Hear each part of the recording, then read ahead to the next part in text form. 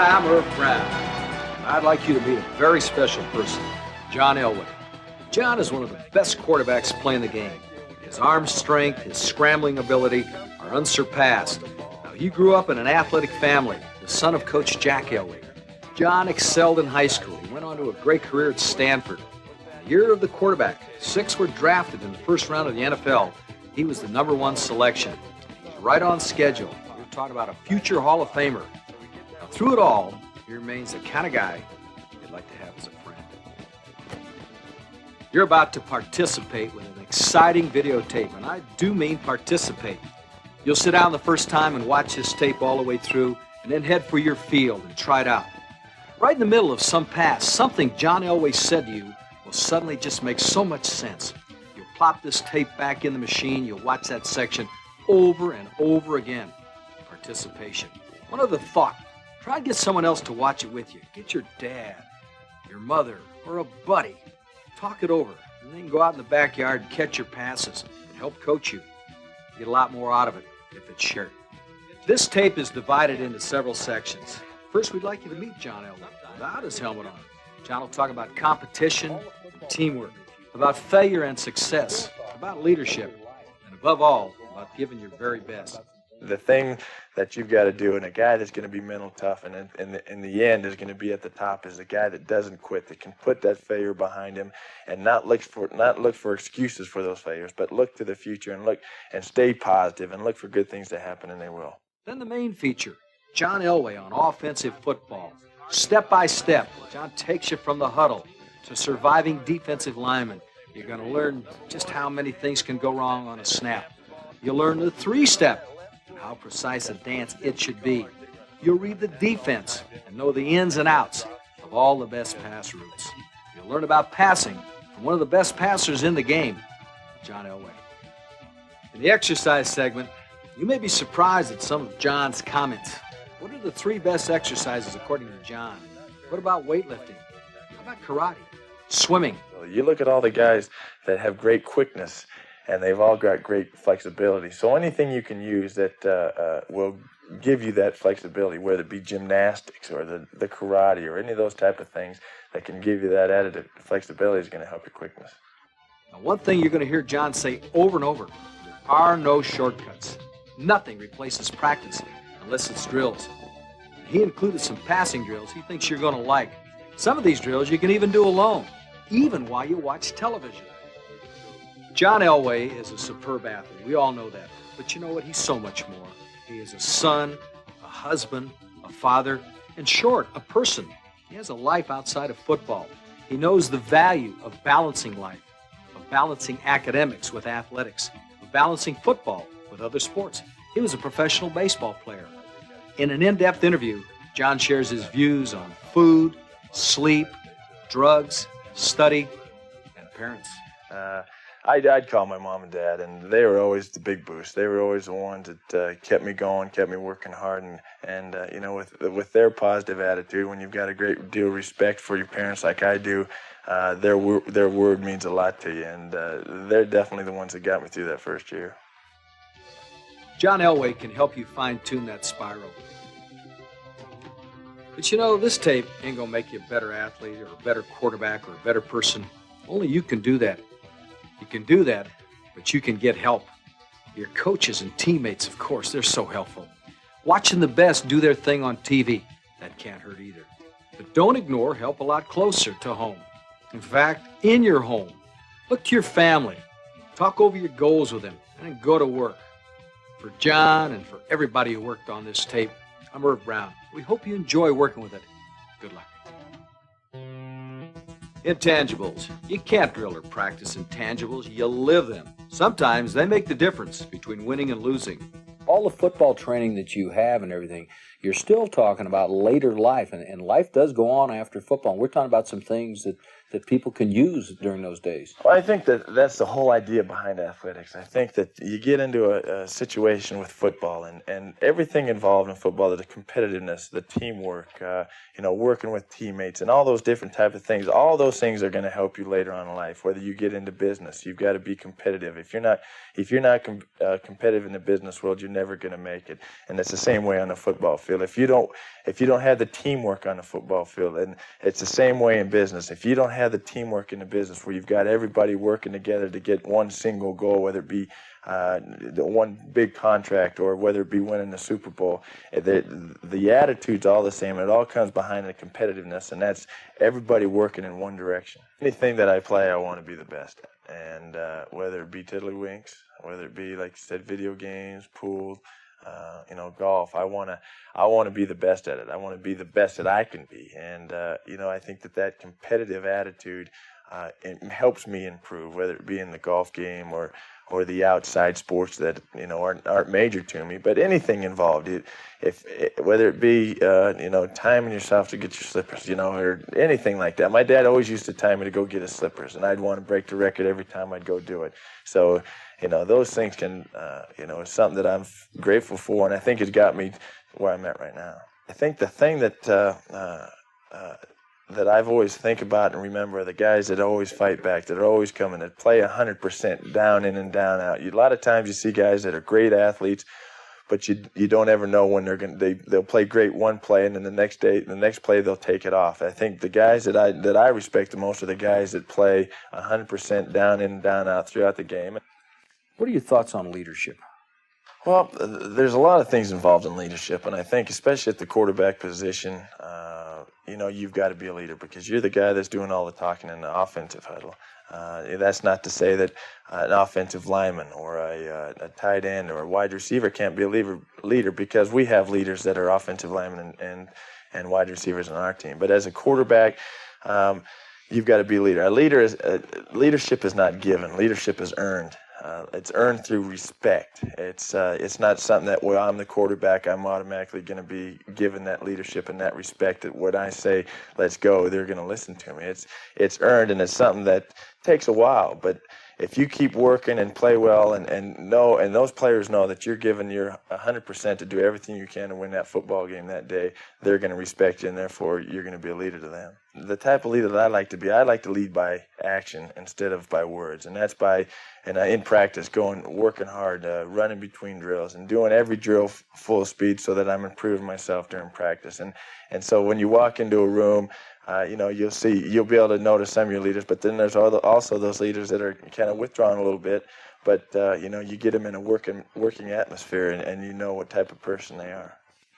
When it's going lousy, how do you get it going? How do you get your motor revved up? Well, I think the key thing is to put that all behind you, to look at it constructively. Whether you look at it at game films or reviewing it in your mind, is to look at it constructively. Get better from that failure. Get better from it. Learn from your mistakes, and don't make those mistakes again. Don't dwell on them, but don't let those interfere with the next game or the next competition that you're going to be in. Go out and give it the best you can the next time without letting those negatives that happened to you the last time interfere, but also remember to learn from those mistakes. Success is not nearly... you don't really enjoy success until you've had failure, and the thing about failure, and the thing that I respect most about a guy is a guy that can rebound from failure. From all of a sudden things aren't going well for you, and you're doing everything you can to prevent it, but all of a sudden they just keep going bad. The thing that you've got to do, and a guy that's going to be mental tough and in the end is going to be at the top, is the guy that doesn't quit, that can put that failure behind him and not look for excuses for those failures, but look to the future and stay positive and look for good things to happen, and they will. What we've got here is a video that we can learn off of, and not only with the techniques, but I think it's a good example of what I went through and what I went through to get to where I'm at right now, and the way my parents treated me and what they did to get me where I'm at right now. And I hope that my experiences would be able to give other parents ideas of how to treat their kids, as well as the kids how to, what made me want to do certain things and how I got where I'm at. Quarterbacking. John Elway with a dozen steps to help you do it better. The huddle. Time for the fans to argue about the last play.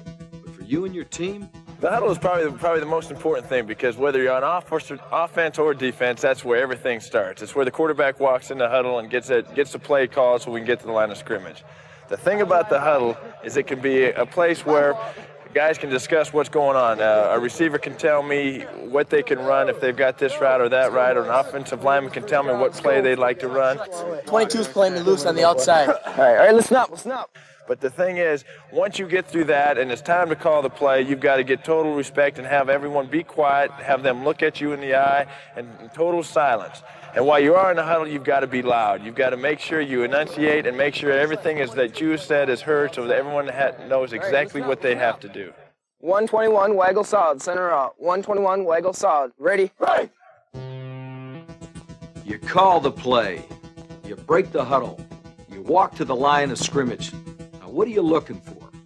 Well, the first thing the quarterback's got to look for when he comes out of the huddle is to look and find a free safety and a strong safety, because especially if you've got a pass play on, those are the two guys that are going to tell you what the coverage is. Will you know if they're in man-to-man or zone immediately? Well, sometimes you will. Not all the time, because like I said, they like to disguise coverages. But again, you get to man-to-man, you look at that strong safety, and 90% of the time, the guy that he's got to cover is the tight end. So if he's head up on that tight end, straight behind that tight end, chances are that we're going to be in man coverage. And also, you get from the strong safety to free safety, and then man coverage, and then all of a sudden you look at those linebackers, got a pass play on. Those are the two guys that are going to tell you what the coverage is. Especially with the way the game's going now, they're trying to disguise a lot. So even if you don't get a pre-read when you're coming out of the huddle, on your first drop, when you're taking your first steps out of the drop, those are still the two guys you've got to look for. There's a couple other that you can, as you go on and get some experience that you can look at. The defensive front sometimes will tell you, give you an idea what the defense is going to be. But the main thing is to find that free safety and strong safety and follow them even throughout your drop, and they'll tell you what the coverage is going to be. The cadence, that moment of suspense when all eyes and ears turn to you. You've got your style, but it's more than just style and suspense. The next step of quarterbacking is the cadence. As a quarterback, you've got to be able to communicate your team, and it's up to you to make sure that everyone knows what's going on. With the cadence, the first step is to be rhythmic. Be the same, time in and time out. Like this. Set hot. Red 88, red 88, hot. So they know every time that when you're going to call that first hut that they can get off the ball and anticipate that. Second of all, it's got to be loud. A lot of times you're going to go away from home and into a visiting stadium, and you've got to be extra loud because the fans are very hostile on that day. So you've got to be extra loud. You've got to make sure you communicate to the wide receivers, whether it be by cupping the hands to make sure they hear. Whatever it takes to get it done, you've got to get it done. And last of all is probably the audible.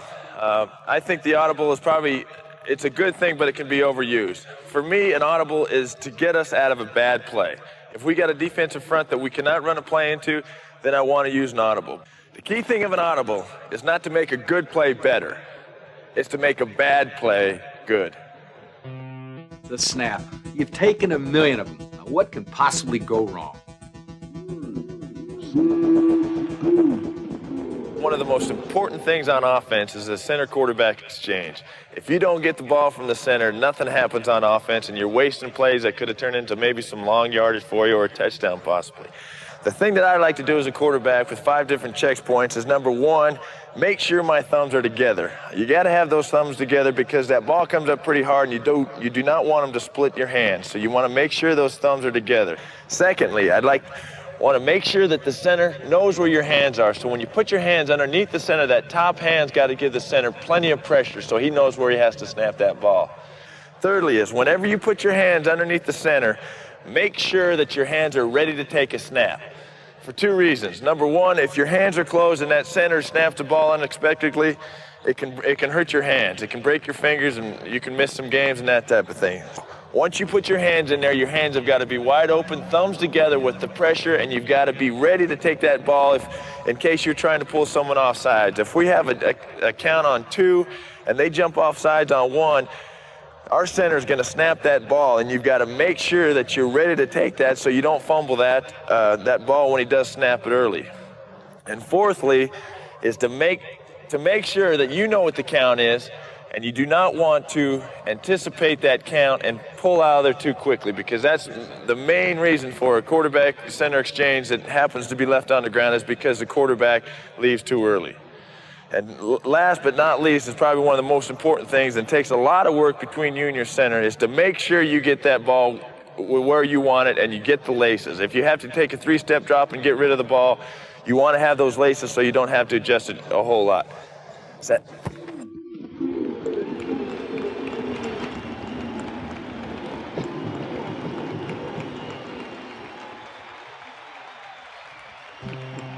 You're a great passer. You got a great arm. You can throw it a country mile. What about the hand-ups? Ready? Set.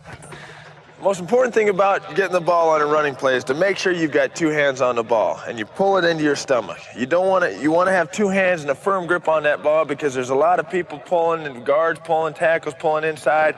And if they happen to hit you, you want to have a firm grip of that football and make sure it's not fumbled.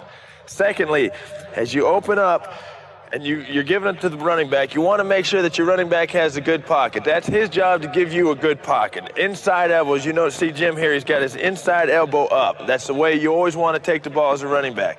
Now, as a quarterback, it is my job to put that ball in that pocket. He doesn't worry about that. He just forms the pocket. It's my job to put it in. He's got to keep his eyes on where he's running. So I got to put that ball in that pocket. Now, I want to keep 2 hands on that ball as long as I can, but I don't want to put it in the pocket with 2 hands. I don't want anything between the ball and his stomach when he gets the ball. So I stick it in there nice and firm. He clamps down on it, then I pull my other hand out. Pass, that exciting combination of speed, grace, strength, and precision. It all begins with the basics. The first thing as a quarterback you want to do when throwing the football is bring the ball to the chest. Keep 2 hands on the ball and bring it to the chest, so when you are dropping back, it's in the throwing position. Next, what we always want to do is, as a right-handed thrower, when we're coming out from underneath the center, we're going to pivot on our left foot. That means pivot. We do not want to pick it up, set it down, and then go. We want to just pivot on that left foot, because if you pick it up, you lose speed and depth, and that's the last thing you want to lose as in your 3-step drop. So as we pivot on that left foot, that first step we call our depth step. We really want to drive and get some good depth out of that first step, because that's where we got to get our distance away from the line of scrimmage, because our second crossover step, as well as our third step, we want to use those 2 as our control steps. We want to use those 2 steps as getting ourselves under control, so when we hit on that third step, we're ready to throw the football. Also, we want to remember that after we pivot and open up, we want to keep this front hip and front shoulder perpendicular to the line of scrimmage. We want to keep that downfield, so when we're coming back, we're straight downfield. So it's as easy for us to throw to our left as it is to our right. If we get curled up in here like this, we get all curled up and we're throwing to our left, we have to bring that front foot all the way around, and we can't be consistent of putting it down where we want to every time when pointing it out to the receiver. So we want to keep perpendicular to that line of scrimmage, so we're consistent, whether we're throwing to our left or throwing to our right.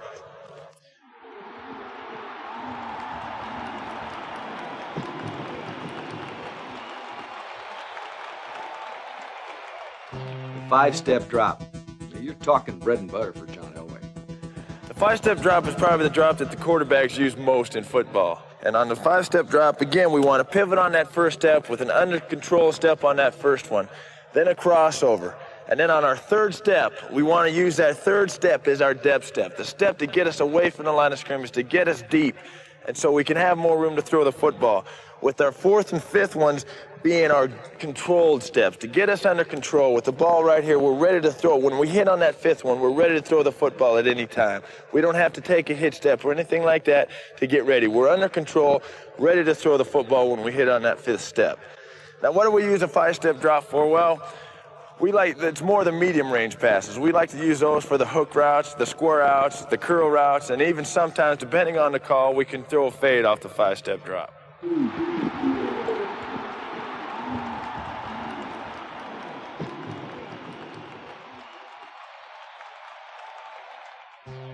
3-step, 5-step, 7-step drop. Who's counting? Does it matter? The most important thing about your drops, whether it be the 3, 5, or 7-step drop, is to be consistent with them every time you do them. On a 3-step drop, if your linemen think you're going to be 5 yards deep, it's important to be 5 yards deep every time you take that drop. So they know where you're going to be and can block as hard as they can without them worrying about you being somewhere where you're not supposed to be. So it's important to be consistent with those drops. And talking about the 7-step drop, there's not a lot of difference between that and the 5-step drop, except with the 7-step drop, we want to use our 3rd, 4th, and 5th step as our depth steps, to get back there as far as we can and get depth away from the line of scrimmage to give us more time to throw the football. Our 6 and 7 steps, again, are our controlled steps, steps that we use to get ourselves under control, so when we hit on that 7th step, we're ready to throw the football. We don't have to take a hit step. We're ready to throw the football when we hit on that 7th step. What do we use a 7-step drop for? Well, the 7-step drop's the exciting drop, because you know you're going to get a chance to throw it deep downfield and possibly score a touchdown. We like to throw the 9 route off the 7-step drop, as well as the post route and the deep crossing route. So those are the exciting ones, and ones that you've got to work hard on and try to get better with each time you do it. Set, hut.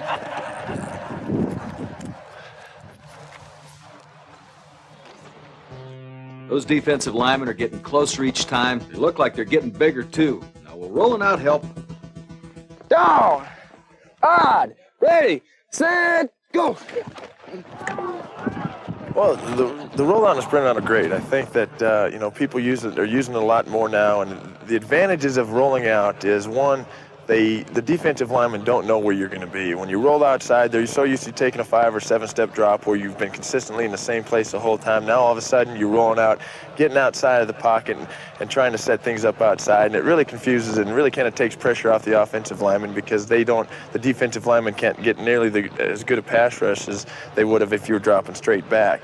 Kind of some of the negatives with the rollout, what it does is it really kind of cuts down the field.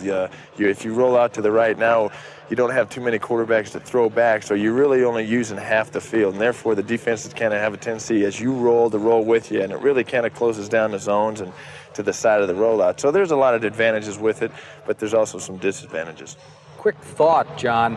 Is there more balance with the rollout versus the sprint out for the youngster? It all depends. I think the sprint out and the rollout are I think the sprint out is more or less over the tackle, whereas a rollout you're going to get farther outside, and they're both good. They both can be advantageous. The sprint out isn't going to cut off nearly as much as the field as the rollout would be when you got way outside. In the sprint out, if you go rollout behind the tackle, then you've got use of the whole field, whereas the rollout, again, you're getting back to shutting down half the field, and those defensive guys sneak to that side of the field, and it really cuts down your throwing lanes. Well, it's time to throw the ball. Whip that bullet to your tight end over the middle, or air it out a rainbow to the outside shoulder of your flanker as he streaks down the sideline. It's time for more basics. Well, the most basic fundamentals of football is gripping the football. A lot of people grip the ball different ways. I like to grip it with 2 fingers on the laces and 2 fingers off. I've got average size hands, and it really depends on the size of your hands on where you like to grip the football. The bigger your hands, you have a tendency to move down the football. The smaller your hands, you have a tendency to move towards the smaller end of the football so you can grip better. So it really depends on what feels comfortable to you and how big your hands are. In talking about the release, as we said earlier, we like to bring the ball to the chest. As soon as we're on our drop, we get the ball to our chest. We've got 2 hands on the ball.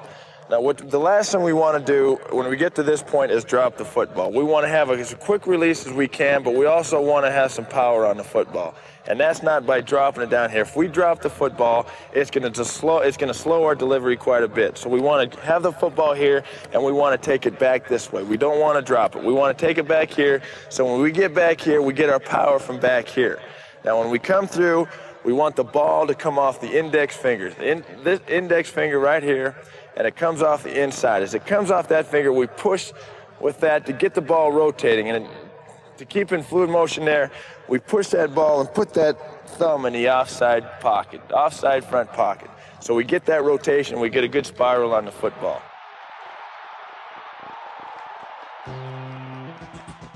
Your feet, really the foundation of a good pass. And talking about the footwork and throwing the football, we want to concentrate a little bit on our front leg. We want to make sure that front knee is not totally locked out. We don't want it locked out, and we don't want it bent too much. We want it in a good football position, so when we come through to throw the football, it's in a good position so we can get some power through it. Okay, when we come through with that front foot, we want it pointing direction that we want to throw the football, that the receiver we're throwing it to it or whatever it may be, we want it in a position at the direction of which we're going to throw the football. When we come through on it, we want to land on the ball of the foot. We don't want to land on the heel, and we don't want to land on the toe. We want to come down in a comfortable position on the ball of that foot so it's in a comfortable position. We want to stride, too. We don't want to leave it there and just try to throw. We want to stride. We want a comfortable stride, but we don't want a big, long stride. If you have a long stride, you have a tendency the ball will sail on you.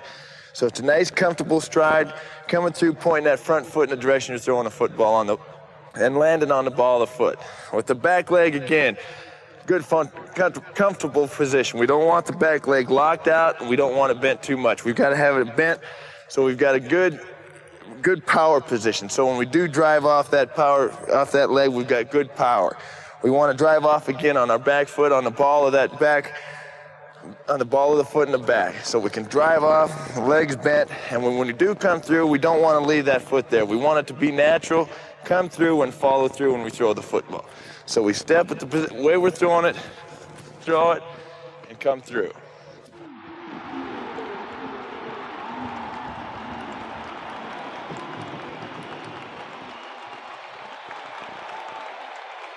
Ball spirals out of your fingertips. It's a thing of poetic beauty. All of a sudden, a 200-pounder, a defensive lineman comes crashing in on you. Now, how do you protect yourself to avoid that injury? Well, the key thing for the quarterback, and it's so much, it contradicts everything else about football in the quarterback position, because as a quarterback, when you get hit, the thing that you've got to do is just relax. You've got to just relax every muscle in your body and let that big defensive lineman take you whichever way he wants to go. You can't fight back because you're going to lose. You're in the pocket, you're trying to throw the football, and you're defenseless. The only thing you can do is relax. You think of a running back and a linebacker. When they go head on head to each other, they're tensing up, trying to deliver a blow to each other. Whereas a quarterback standing in that pocket, when we're throwing the football, we're defenseless. We can't tense up. We've got to throw that ball, go through that motion. Then when we get hit, you've just got to relax and then go with the punches. Wherever they want to take you, you've just got to relax and go with it.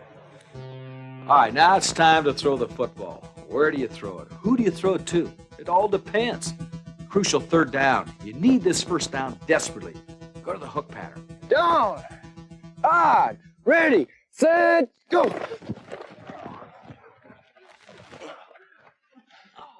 On the hook route, it's usually 12 to 14 yards deep when we run the hook route, and that's all timed in with the drop. That's why the drops are so important, because you look at the plays, and 80% of all routes and passes that quarterbacks make are timing patterns that go off the drop. So on a hook route, what we've got to do is I've got to take the precise drop. We've got to get the receiver to go down 12 to 14 yards, come back off that outside foot, plant, and come back to me.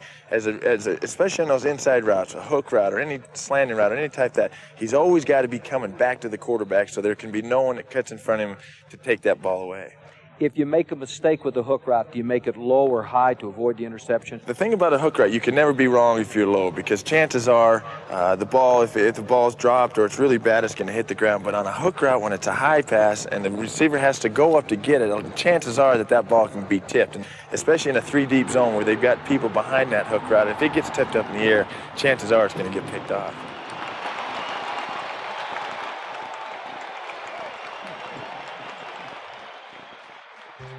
You're threatening. You're inside the 20. It's on the go. Everything's on the line now. This could be the ball game. It's time for the slant. Down, on, ready, set, go.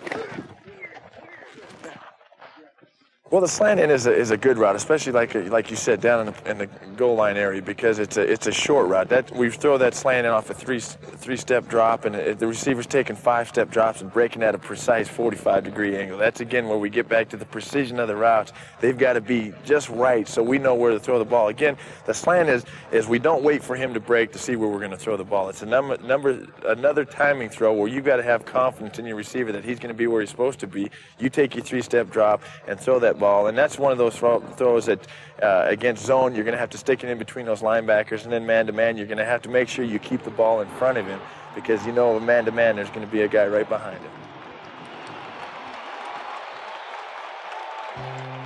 All right, you just got an interception. Now's the time to put them away. Ball's at the 45, 1st and 10. You score now, it's yours. What do? Go to the post pattern. Go.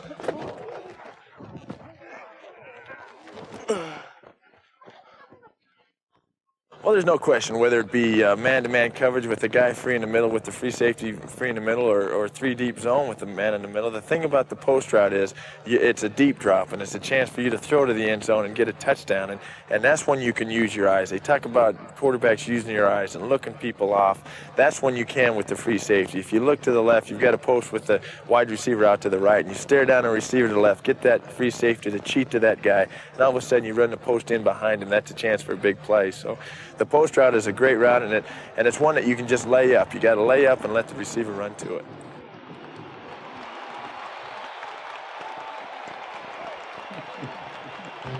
The square out, some call it a sideline pattern. It is a favorite and a safe pass for John Elway. Might not be for you. Listen. Set, go.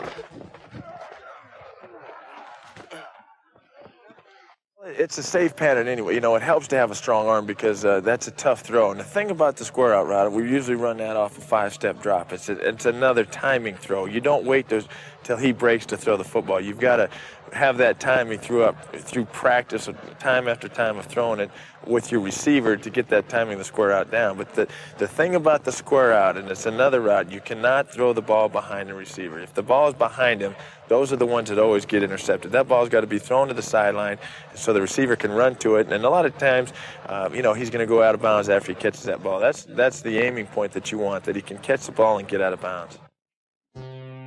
They're really coming strong. Good rush. They're dropping their linebackers off. Go to the hitch pattern. You can get 5 quick ones with that hitch. Set, go.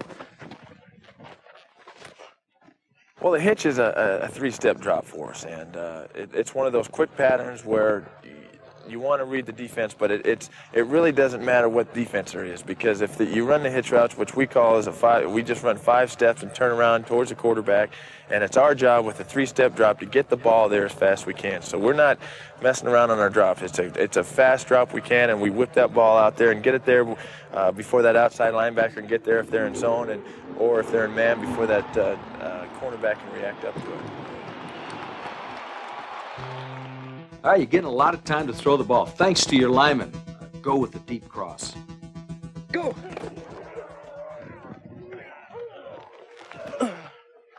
Yeah, the deep cross is a great play. Whether you've got man or zone, it's good against both.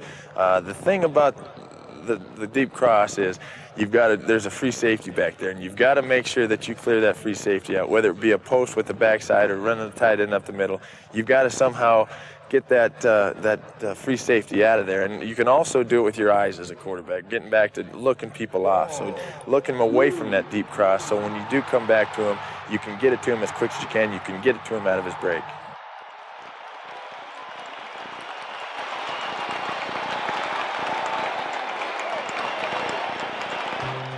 Your halfback is all conference and faster than an allowance disappearing on a Saturday night. You know what you want to do? Have him work against that slower linebacker.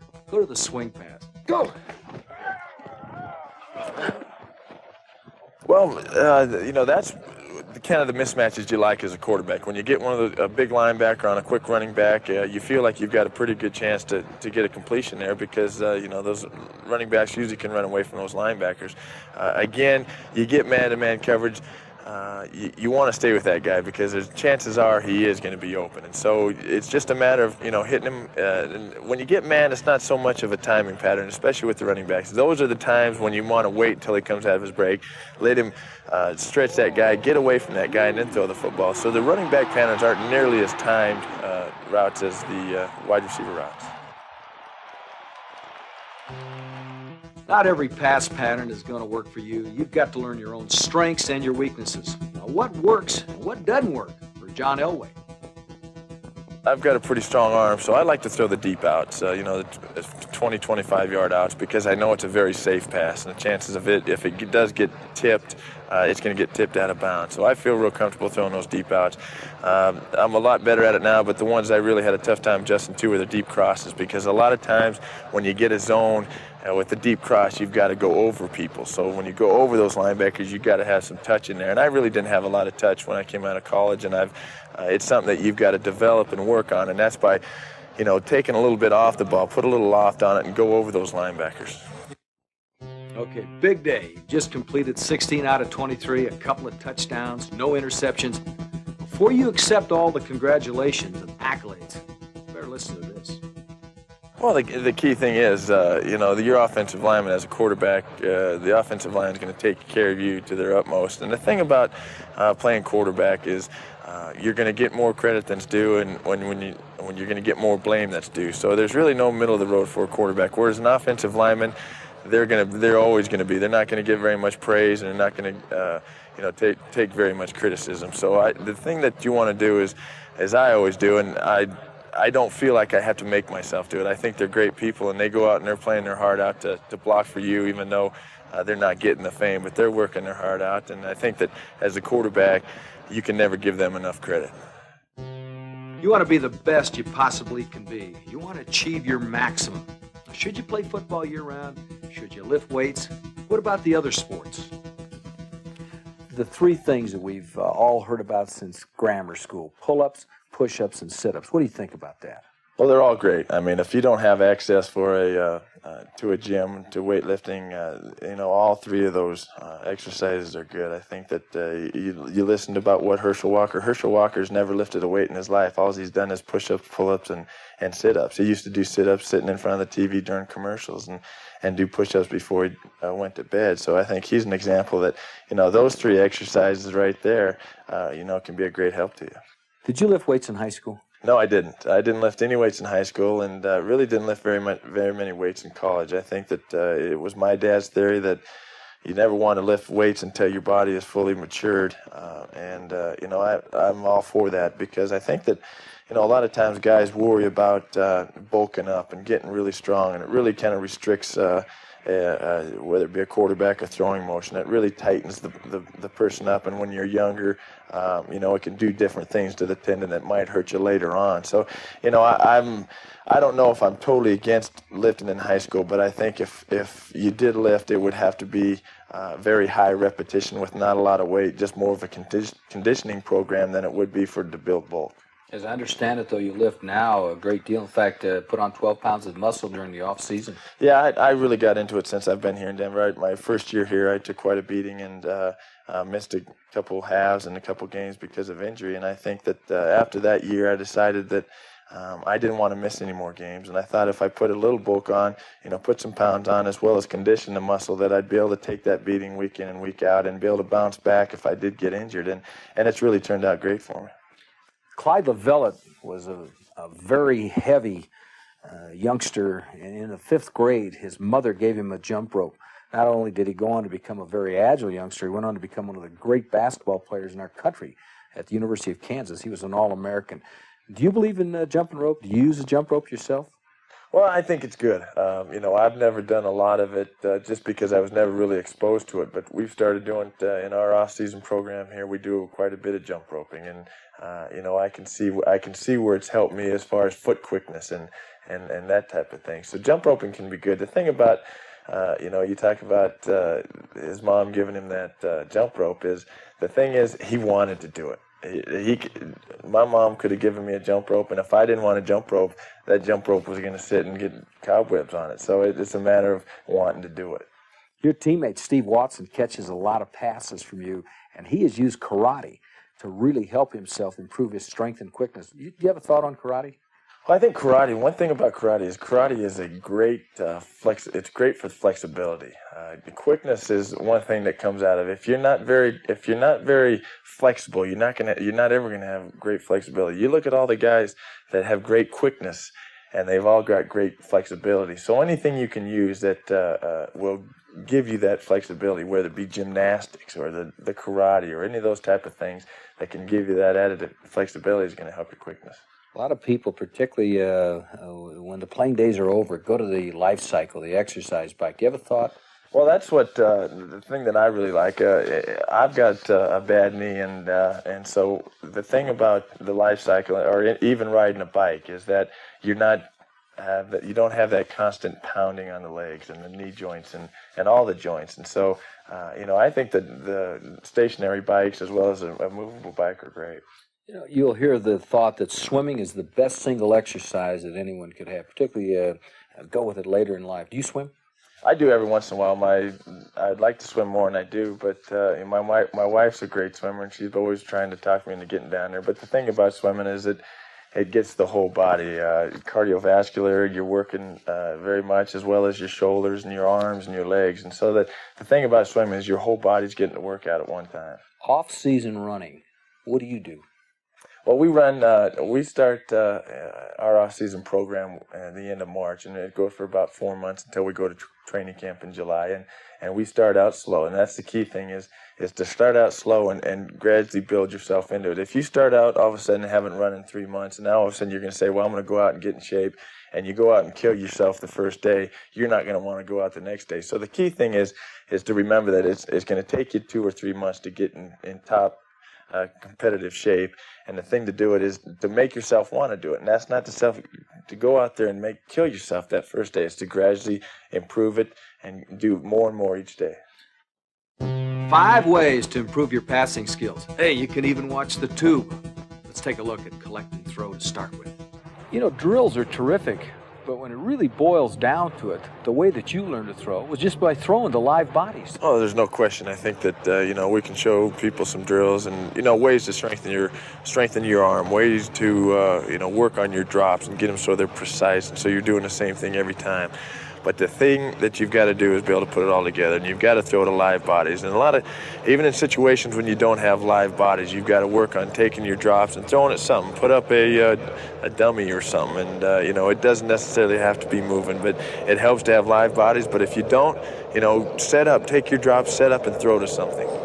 Talking about strengthening the arm and throwing for accuracy, most people learn to throw on their knees because they do feel that you have to really zero in to throw the ball. Well, there's no question. The big thing about when you're throwing on your knees, you can alternate knees like, we're going to show, and you can alternate throwing on different knees. It's good to loosen your arm, plus it's also really isolates the arm, and that's what makes the arm stronger, is throwing over and over, just isolating that arm, and you get that strength built up in that arm, and it doesn't include the body, so you're putting a lot of pressure on your arm.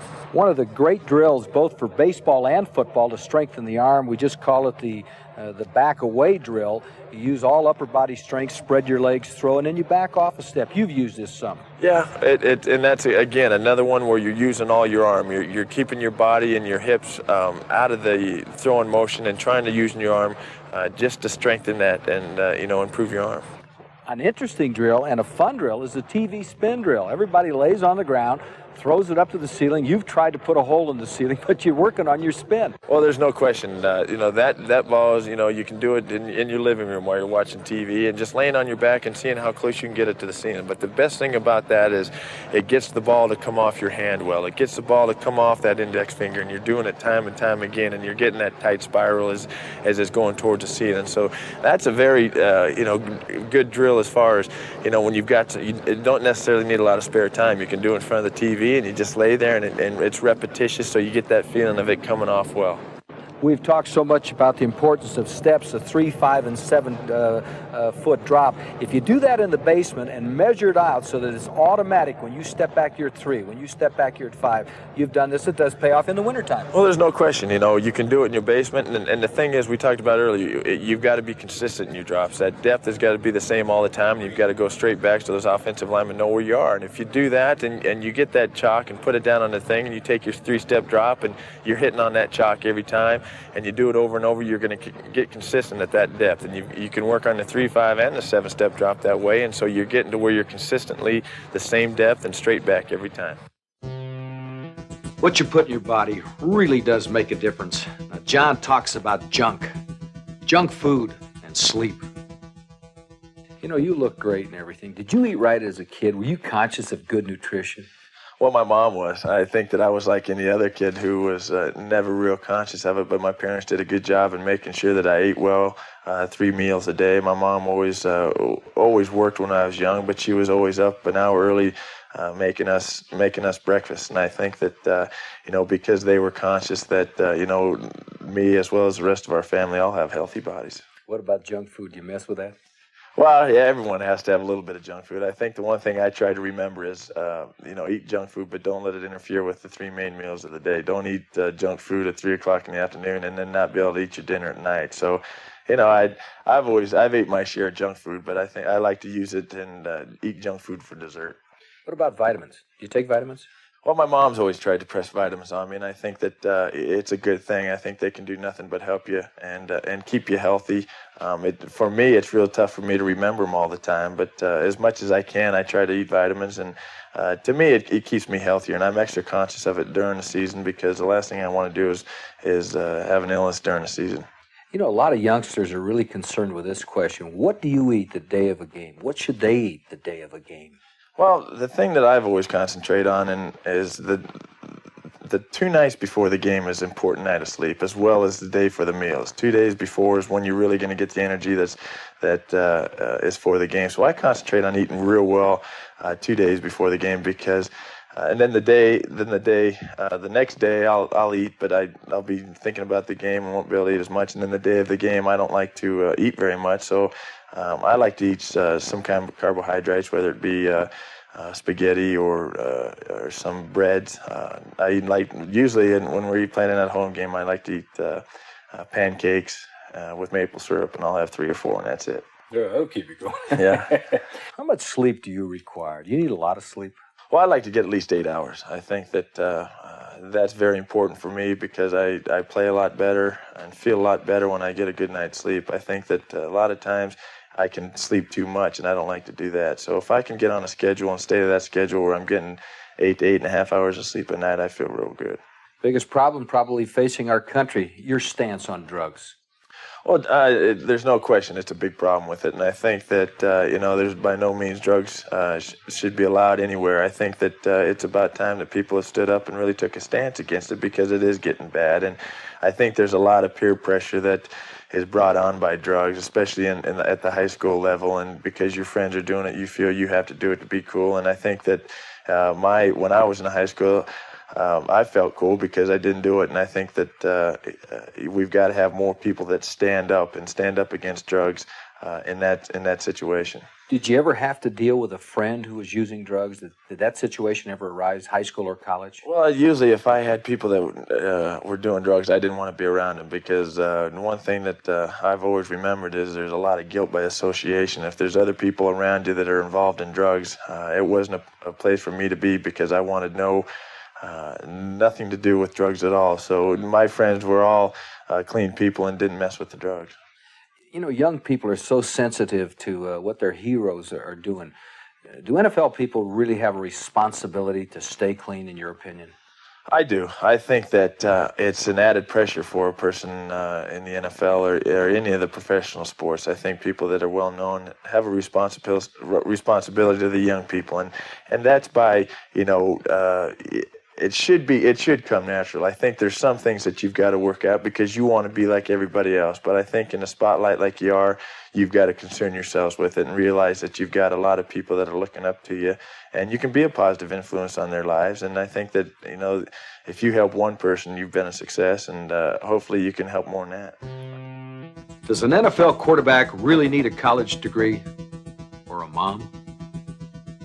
If one has to suffer either academics or athletics, and that's a tough choice, which would it have to be?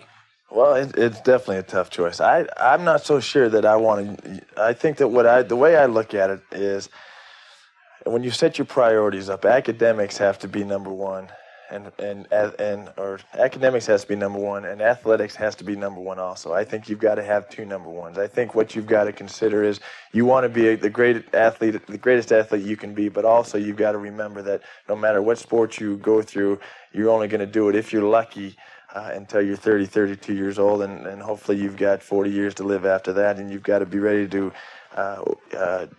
work after that, and you've got to have that academic background that's going to get you through your future and through the heart of your life. And if you don't take care of the academics when you're going through school, and all of a sudden you play pro football, and we've seen it happen many times where guys get out of football and they're broke, and they haven't completed their college degree, and they haven't worked hard on their studies, and they're on the ground floor, and that it's a tragedy, but it's happened, and that's why we've got to emphasize on academics are as important, if not more important, than athletics. Did you receive your degree? I did. I got my degree in 4 years, a degree in economics. Did it come easy, or did you really have to push yourself? Well, I had to push myself. I think that I had some intellect, but it definitely wasn't up there with the top people in the world. I think that I just had to go there, and I had to put my time into to get good grades and to get the passing grades and that type of thing. So it wasn't something that really came easy, but then again, I wouldn't. What about in the home? Did the folks really push it? Was there a lot of emphasis on academics? Yeah, there was, and I think that's one of the main reasons why I did get some good steady habits, because it really came from my mother and father as far as pressing me and doing my homework. And even in high school, I think that's where everything was set up right there. Is when I did come home, I'd spend an hour a night in high school, and they really pushed me, and I think that's one reason why I did excel in academics. You were an All-American football player. You brought a lot of glory to Stanford. Were you given special treatment? No, by no means. I think that at Stanford, you go to Stanford as a student first and an athlete second, and that's the way the professors and everybody on campus looks at you, is that you are there as a student, and then what you do on the athletic field is kind of thought of secondly. So special treatment, especially at the university like Stanford, is by no means ever brought into the picture.